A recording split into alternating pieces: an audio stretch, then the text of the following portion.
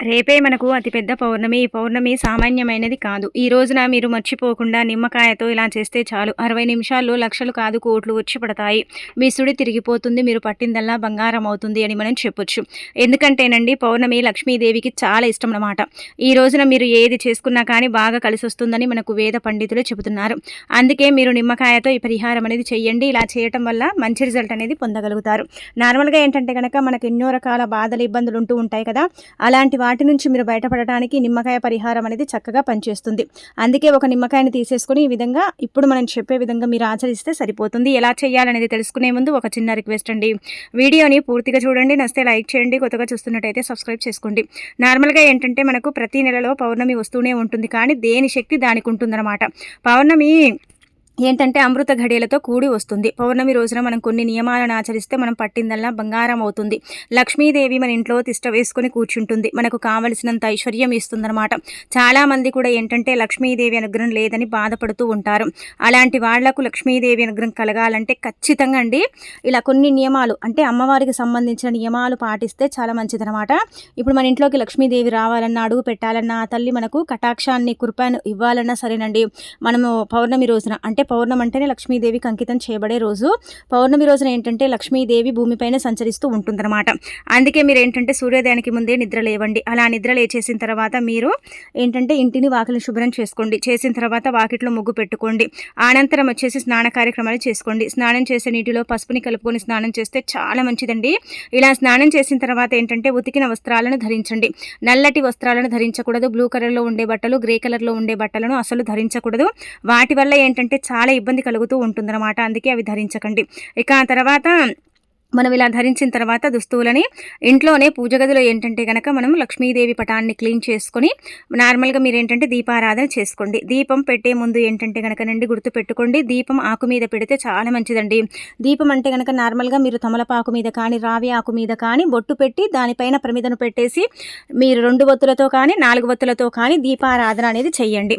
అలా కాకుండా ఏంటంటే కనుక మీరు గుర్తు పెట్టుకోండి, ఇలా దీపం పెట్టేసిన తర్వాత అందులో ఒక లవంగాన్ని తీసేసుకొని మీరు ఏదైనా సరే సంకల్పం చెప్పుకొని ఆ లవంగాన్ని వేస్తే చాలా మంచిది. ఆ దీపం డైరెక్ట్గా లక్ష్మీదేవికి చేరుతుంది. మీ దగ్గర ఉండే పుష్పాలు అమ్మవారికి సమర్పించేసి కొబ్బరికాయ కూడా కొట్టవచ్చు. లేదంటే కనుక చిన్న బెల్లం ముక్కనైనా సరేనండి నైవేద్యంగా పెట్టేస్తే సరిపోతుందన్నమాట. ఇక అనంతరం వచ్చేసి మీరు ఈ యొక్క పరిహారం అనేది ఆచరించండి. ఈ విధంగా కనుక పరిహారం చేసుకుంటే అద్భుతం జరుగుతుందన్నమాట. ఇలా అద్భుతమైన ఫలితాలతో మీ జీవితం మారిపోతుంది. ఎందుకంటేనండి ఈ పరిహారం ద్వారా చాలా మందికి కూడా మంచి మేలు చేకూరిందని మనకు పండితులు చెబుతున్నారు. అందుకే మీరు కూడా ఏంటంటే కనుక ఇప్పుడు చెప్పే నిమ్మకాయ పరిహారం చేయండి. చాలా మంది కూడా ఏమనుకుంటారంటే కనుక నిమ్మకాయ కదా, నిమ్మకాయ వల్ల ఏమవుతుంది, ఏం జరుగుతుంది అనుకుంటారు. కానీ ఒక నిమ్మకాయ చూడండి ఎంతలా మనకు ఉపయోగపడుతుందంటే మీరు నమ్మలేరనమాట. అంటే అంత మంచి ఫలితం వస్తుందన్నమాట. నిమ్మకాయ వల్ల మనకు మంచి మేలు చేకూరుతుంది. కాబట్టి ఒక నిమ్మకాయని తీసుకోండి. పండిన నిమ్మకాయ తీసుకోవాలి. పరిహారానికి ఎప్పుడు కూడా పండిన నిమ్మకాయ చాలా మంచిదనమాట. ఇలా పండిన నిమ్మకాయ తీసుకుంటే ఏమవుతుందంటే అది పర్ఫెక్ట్గా పనిచేస్తుంది పరిహారానికి. కాబట్టి ఒక నిమ్మకాయని తీసుకోండి. ఇదేంటంటే ఒక రకంగా చెప్పాలంటే చూడండి, అదృష్టం తెచ్చి పెట్టుకోవడానికి, దురదృష్టాన్ని తొలగించడానికి, కొన్ని దరిద్రాలని మన నుంచి దూరం చేసుకోవటానికి మనకు కొన్ని బాధలు ఉంటాయి. మనం ఎవరికి చెప్పుకోలేము.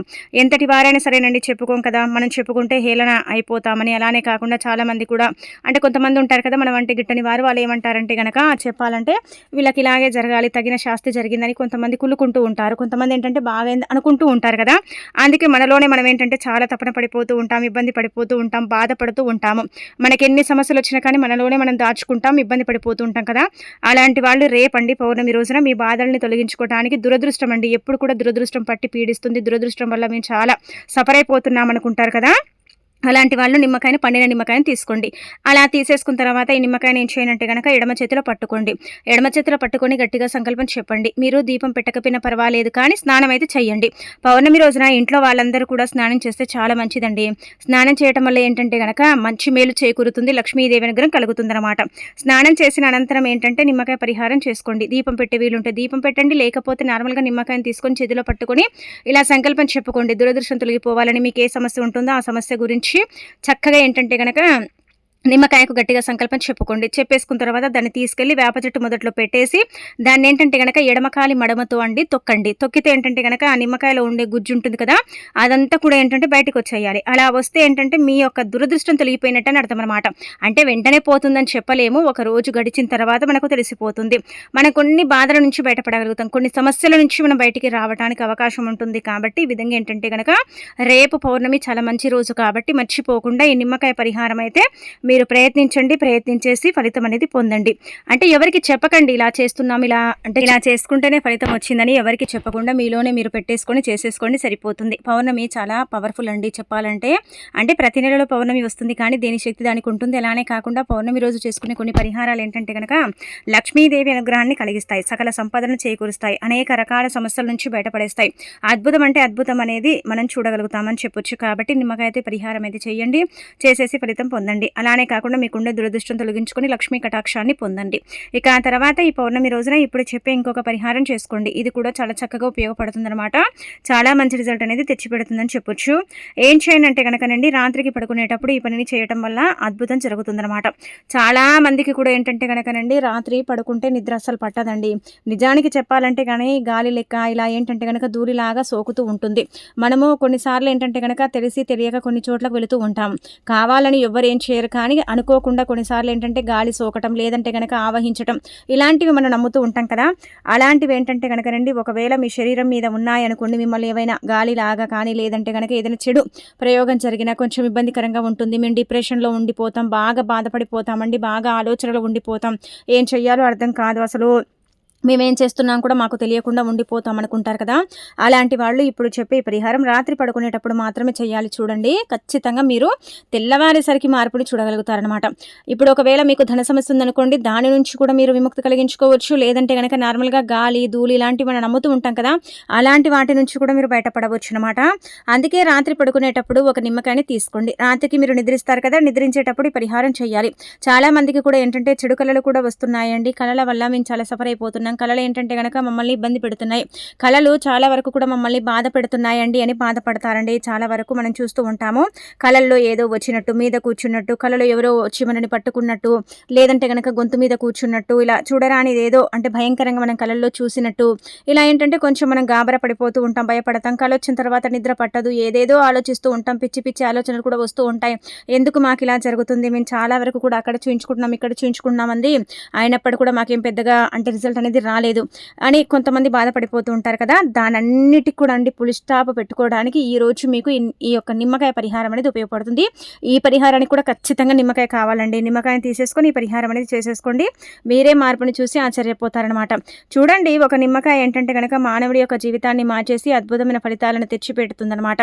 అంటే మనం ఊహించలేమన్నమాట, మనకి ఇంతలా ఫలితం వస్తుందా, ఇంతలా మనం ఫలితాన్ని పొందుతామా అనేది ఏంటంటే మనం అసలు ఇంకా నమ్మలేం, ఆశ్చర్యపోతాం, ఆశ్చర్యానికి గురవుతాం. కాబట్టి నిమ్మకాయని తీసుకోండి, పండింది తీసుకోండి. పరిహారానికి ఎప్పుడు కూడా చూడండి, పచ్చ నిమ్మకాయ కంటే కూడా పండిన నిమ్మకాయ పర్ఫెక్ట్గా పనిచేస్తుంది అనమాట. అందుకే పండిన నిమ్మకాయని తీసేసుకొని ఇప్పుడు చెప్పే విధంగా చేసేసుకోండి. మీకు ఉండే చెడంతా కూడా పోతుంది. మీకు ఇలా ఏదైనా సరే, ఎవరైనా ఏదో చేయించారు, ఏదో తొక్కాము, తెలియకుండా తొక్కేసామండి, ఏదో రోడ్డు మీద తాకిందండి, ఎవరు ఎదురొచ్చారండి, ఇలాంటివి ఉంటూ ఉంటాయి కదా, అలాంటి వాటి నుంచి మీరు బయటికి రావడానికి ఈ పరిహారం పనిచేస్తుంది. నిమ్మకాయని తీసుకున్న తర్వాత ఆ నిమ్మకాయ మీద ఏంటంటే కనుక గుర్తుపెట్టుకోండి 555 అని రాసుకోండి. అంటే 555 అంటే కనుక ఇది దైవానికి అంకితం చేయబడే నెంబరు. అంటే ఇది లక్ష్మీదేవిని అంటే ఆహ్వానించుకునే నెంబరు, అలానే కాకుండా ఆ తల్లికి ఎంతో ఇష్టమైన నెంబరు.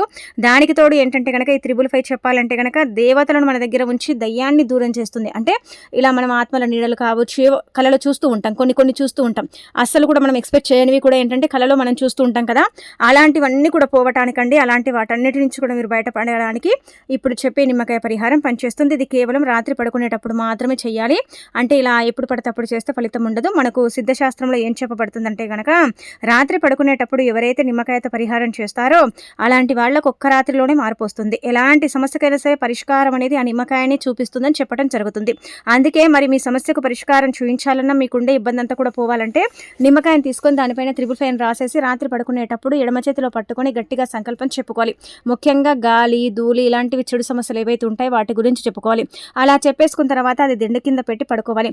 తెల్లారి లేచిన తర్వాత ఆ నిమ్మకాయని 11 సార్లు తల చుట్టూ తిప్పి కోసి ఎక్కడైనా సరే దూరంగా పడేయాలి. అలా అని మన డస్ట్‌బిన్‌లో వేసుకోవటం, మన ఇంటి ముందే వేసుకోవడం, మనం తొక్కటం ఇలాంటివి చేయకండి. కొంచెం దూరంగా వేసుకోండి. నిమ్మకాయ మన దగ్గర పెట్టి మనం పడుకున్నప్పుడు ఏంటంటే గనక మన దగ్గర ఉండే దుష్ట శక్తులు అంటే పడుకున్న తర్వాత మన దగ్గరకండి కొన్ని చెడు శక్తులు అనేవి వస్తూ ఉంటాయి. అవి కళల రూపంలో వచ్చి మనని భయపెట్టడం కానీ, ఇబ్బంది పెట్టడం కానీ ఇలాంటివి చేస్తూ ఉంటాయన్నమాట. అలాంటివి చేయకుండా ఏంటంటే గనక మీకు ఉపయోగపడటానికి ఈ నిమ్మకాయ పరిహారం పనిచేస్తుంది. అలానే కాకుండా ఇంకొకటి ఏంటంటే గనక చెప్పాలంటే ఈ నిమ్మకాయ పర్ఫెక్ట్‌గా మిమ్మల్ని కాపాడుతూ ఉంటుందన్నమాట. ఒక రక్షణ కవచంలాగా మీ వెంటే ఉంటుంది, మిమ్మల్ని కాపాడుతూ ఉంటుంది. అలానే మీ దగ్గరికి చెడనేది రానివ్వదు. దానికి తోడు మీరు చెప్పే సంకల్పం ఏదైతే ఉంటుందో ఆ నిమ్మకాయ అదంతా కూడా తీసేసుకుంటుందన్నమాట. అలా తీసేసుకొని ఇంకా మీకు మంచి మేలును చేకూరుస్తుంది కాబట్టి నిమ్మకాయని తీసేసుకొని ఈ విధంగా పరిహారం చేసేసుకోండి.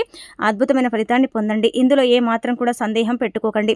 అంటే జరుగుతుందో జరగదో, వస్తుందో రాదో, కొంతమందికి డౌట్లు ఉంటూ ఉంటాయి కదా, అలాంటివి అసలు పెట్టుకోకండి. పెట్టుకోకుండా చక్కగా చేసేసుకోండి. పరిహారం మాకు పనిచేస్తుంది, సిద్ధింపబడుతుంది అన్నట్టుగా చూడండి. ఎంతలా ఫలితం వస్తుందంటే నమ్మలేరండి మీరే మీ కళ్ళను. అంటే మీ కళ్ళను చూసి మీరే ఆశ్చర్యపోతారనమాట. ఒక నిమ్మకాయ చూడండి ఎంతలా ఫలితం వచ్చిందని మీరేంటంటే ఆశ్చర్యానికి గురవుతారు. కాబట్టి ఈ పరిహారం కూడా ఆచరించేసి ఫలితం అనేది పొందండి. తప్పకుండా మార్పుని చూస్తారు.